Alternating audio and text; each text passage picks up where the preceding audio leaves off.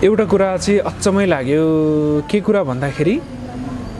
बाइबलमा थप्नु हुँदैन घटाउनु हुँदैन हैन विपत्ति भोगिन्छ भनेर बाइबलमा अगमानी गरेको छ भनेको छ भनेर धेरैजनाले मेरो पर्सनल मेसेजमा अनि कमेन्टहरुमा लेखेको देखियो एकदम हास्यास्पद छ एकदमै हास्यास्पद छ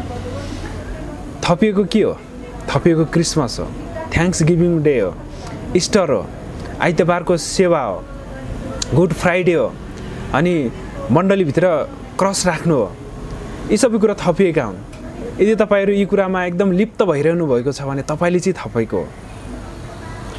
सियोनलाई जति विरोध गर्नुहुन्छ सियोनमा अहिले जति पालन गरिन्छ 2000 वर्ष अगाडिका प्रेरितहरूले जस्तै हो एकदम डिट्टु प्रेरितहरूले जस्तै हो तर तपाईहरु थपिएका कुराहरु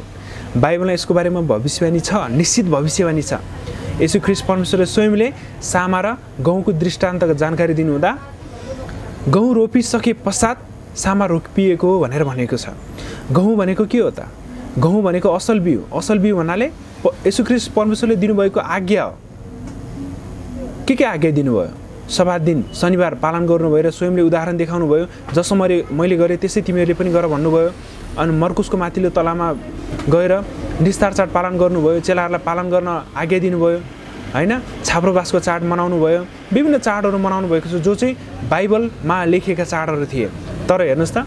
336 353 मा खडा भएको क्रिसमस जो चाहिँ 3 शताब्दी पछि देखा परेका त्यस्ता कुराहरू हुन् निश्चित रूपमा सामा देखा पर्नेछ भनेर बाइबलमा पहिले भविष्यवाणी थियो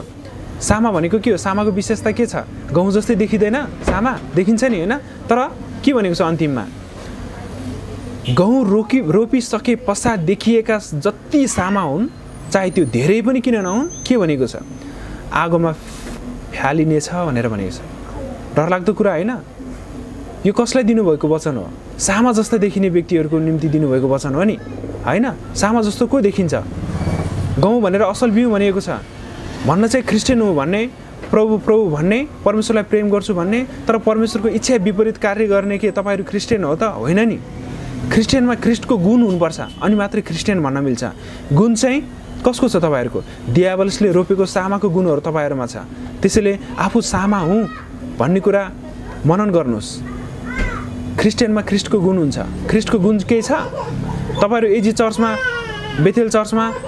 विश्राम मण्डली जुनसुकै मण्डलीमा जानुस् त्यहाँ सबै मण्डलीहरुमा